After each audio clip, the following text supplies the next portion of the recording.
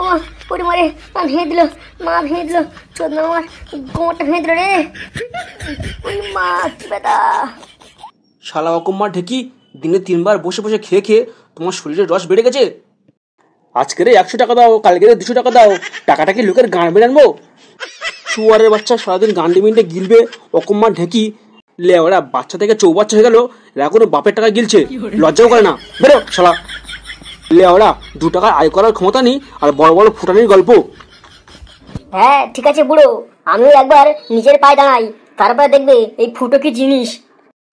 বাড়ুচুদা, ও পাল ছিঁড়বে, ও নাকি নিজের পায়ে দাঁড়াবে।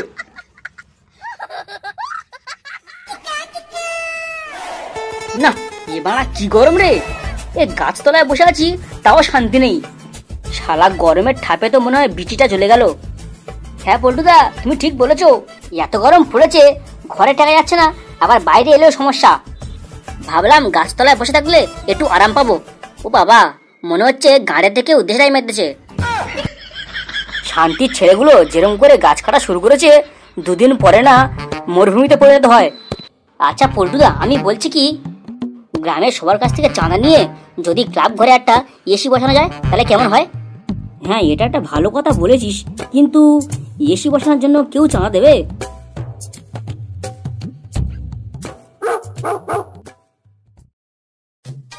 কিরে ফুটো, কোথাও গেছিলিস নাকি? কদিন পর তোকে দেখাই পাইনি। না কোথাও যায়নি, কিন্তু এবার যাবো। এই গাঁড় ফাটা গরমে কোথায় যাবি? এখানে এসে বস। তোর কিছু হয়েছে নাকি? মুখটা ওরম বাংলা 5-এর মতো করে আছিস কেন? কি আর হবে, প্রতিদিন যা হয় তাই হয়েছে। আমার কি মান সম্মান নেই?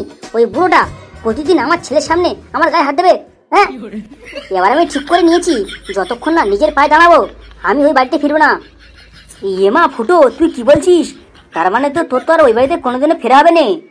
দেখ ল্যাংচা, বেশি মারাবি না, নিজের পায়ে কি করে দাঁড়াবো সেই বুদ্ধি থাকলে তাহলে দে, নাহলে হট। বোকাচোদা, ওই বুদ্ধি থাকলে তাহলে আমরা এখানে বসে বসে গান মারাতাম। আমার কাছে একটা ভালো ব্যবসার প্ল্যান আছে, কিন্তু ওটা করতে গেলে প্রচুর টাকা লাগবে।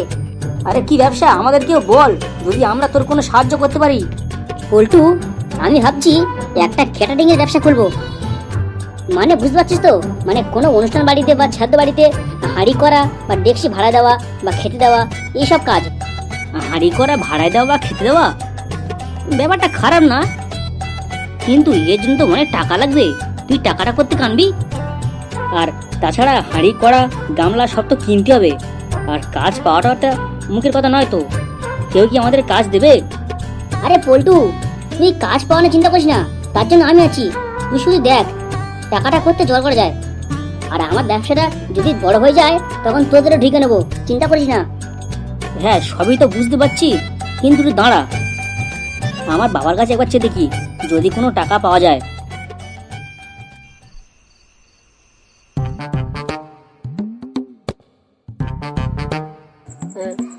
বাবা। হ্যাঁ কি হয়েছে বল। মানে বলছিলাম কি বাবা, তোমার সাথে না কিছু কথা ছিল। আমার সাথে কথা? তা কি এমন কথা শুনি? মানে বাবা, আমার না কিছু। হ্যাঁ কি কি বলবি তো? না মানে বাবা। আরে কি তখন তো করছিস, ঠিক করে বলতো কি হয়েছে? মানে বাবা, আমাকে 10,000 টাকা দেবে? আমি সত্যি বলছি, টাকাটা নিয়ে বেকার খরচা করবো না। তা সে তো বুঝলাম, তা টাকাটা নিয়ে কি করবি শুনি? মানে আমি একটা নতুন ব্যবসা খুলবো তো, সেই জন্য কিছু টাকা হলে ভালো হতো। দেখ বল্টু, তুই আমার একমাত্র ছেলে, তোর মা মারা যাওয়ার পর তোকে একটা বিয়ে দিয়েছি, তোর একটা বউ আছে, আর তুই যদি এই বয়সে এসে আমার কাছে হাত পাতিস তাহলে কেমন লাগে বলতো?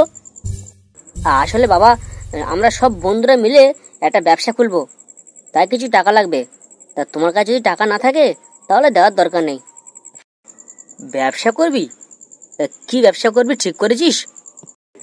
আসলে বাবা, আমরা সব বন্ধুরা মিলে ঠিক করেছি একটা ক্যাটারিং এর ব্যবসা করব। তা 10,000 টাকা কম পড়ছে, যদি তোমার কাছে থাকে দিলে ভালো হতো। আচ্ছা ঠিক আছে, আমার কাছে তখন টাকা নেই, কাল সকালে ব্যাংকে থেকে তুলে তোকে দিয়ে দেবো। তবে হ্যাঁ, তোর ব্যবসা দাঁড়িয়ে গেলে ওই টাকাটা আমার দিয়ে দিবি। হ্যাঁ বাবা, তুমি চিন্তা করো না, ব্যবসা দাঁড়িয়ে গেলে তোমার সব টাকা দিয়ে দেবো। হ্যাঁ গো, শুনছো? হ্যাঁ বলো। ছেলেটা সেই সকালে তো রাগ করে বেরিয়ে গেল, এখনো তো বাড়ি ফিরলো না। হ্যাঁ, তা ও বাড়ি ফিরে নে, তা আমি কি করব? তা সকালবেলা ছেলেটাকে ওইরকম করে মারাটা কি তোমার ঠিক হয়েছে? মাত্র তো 100 টাকাই চেয়েছিল, তাই বলে তুমি জানা তাই বলে ছেলেটাকে ওরকম করে মেরে ঘর থেকে বের করে দিলে। এই দেখো, রাত্রিবেলা ঘুমের গাঁটা না মেরে যাও তো। ওরম একটা অগমার ঢেকি বালের ছাবালে মেরে ঠিক করেছি। শুয়ারের বাচ্চা গাঁড়ের চুল পেকে উঠলো, এখনো পর্যন্ত 100 টাকা দাও 200 টাকা দাও। শুয়ারের বাচ্চা। এত রাত হয়ে গেল, ছেলেটা বাড়ি ফেরেনি, এখন কোথায় কি করছে না করছে একটু দেখো না। লেওড়া, আমার খেদে কাজ নেই তো এই রাত্রিবেলা ঘুমের গাঁটটা মেরে দে তোমার ওই অকম্মার ছেলের পিছনে ছুটি। এখন রাত্রিবেলা মেলা ফ্যাচ না করে শুয়ে পড়ো। কি কিসে উল্টোপাল্টা কথা বলছিস? ফুটো নতুন দোকান দিয়েছে? এই পটকা, তুই সত্যি বলতো, তুই আবার মাল খেয়েছিস? ইয়ে মা, না দাদু, আমি সত্যি বলছি, আমি কোনো মাল খাইনি। দাদু, আমি সত্যি বলছি, আমি নিজের চোখে দেখেছি, ফুটোদা নতুন দোকান খুলেছে। আর শুধু তাই নয়, দোকানটাতে পুরোহিত ডেকে বড় করে পুজোও দিয়েছে। এ তুই কি বলিস কি? আমার ছেলে ফুটো নতুন দোকান দিয়েছে? হ্যাঁ, আরে গিন্নি তুমি কোথায় গেলে গো? ছুটে এসো, দেখে যাও তোমার ছেলে কি করেছে। আমি জানতাম আমার ছেলে একদিন কিছু না কিছু করবেই করবে, আমার মুখটা উজ্জ্বল করবেই করবে। তুই না, যে শুনেছেন আমার বাবা নতুন দোকান খুলেছে অমনি ওর গাড়ির নাম খাড়া হয়ে গেছে। তুই না, যখন এবলা বলে আমার বাবাকে ধরে মারে তখন মনে হয় না ওটা ওর ছেলে, এখন ছেলে বলে মনে হচ্ছে। একবার আমার বাবাকে আসতে দাও, তারপর দেখবে তোমার কি হাল করি আমি। আরে কি রে ফুটো, কি এত ভাবছিস? এ কি হলো বলতো? এত টাকা খরচা করে মালপত্র কিনলাম, আবার ঠাকুরমশাই ডেকে পূজা করলাম, ঠাকুরমশাই বললো তোর ব্যবসা ভালো হবে, তা কই রে, এখনো পর্যন্ত একটা খদ্দের নেই। আরে লেওড়া, অত ব্যস্ত হলে হয়? এটা কি ডিজে অরুণদার পরোটা যে সারাক্ষণ তোর কাছে খদ্দের ঘুরঘুর করবে? কারোর বাড়িতে বড় কোনো অনুষ্ঠান হলে তারপর তো ডাকবে। আরে ধুর লেওড়া, চুপ কর তো। এত টাকা খরচা করে মালপত্র কিনলাম, ঠাকুরমশাই ডেকে পুজো করলাম, আর কার বাড়িতে কখন অনুষ্ঠান হবে তখন ডাকবে, এটা কোনো কথা হলো? লেওড়া, এই বালের ব্যবসা করার থেকে ঘরে বসে বিড়ি বাঁধলি অনেক টাকা হবে। কি বলি লেওড়া? বালের ব্যবসা? শুয়ারের বাচ্চা, এই ব্যবসায়তে আমি 10,000 টাকা লেগেছি। যদি আমার টাকা আমি না পাই তাহলে তোর ওই বিড়িতে আগুন জ্বালিয়ে তোর পদে ঢেকে দেবো। এ পল্টু, তুই রেগে যাচ্ছিস কেন? আমি তো মজা করছিলাম। কি শুয়ারের বাচ্চা, আমার বাপের টাকা নিয়ে মজা? এই ফুটো, মনে হচ্ছে কোনো খদ্দের এসছে। কি বলিস বাড়া, সত্যি?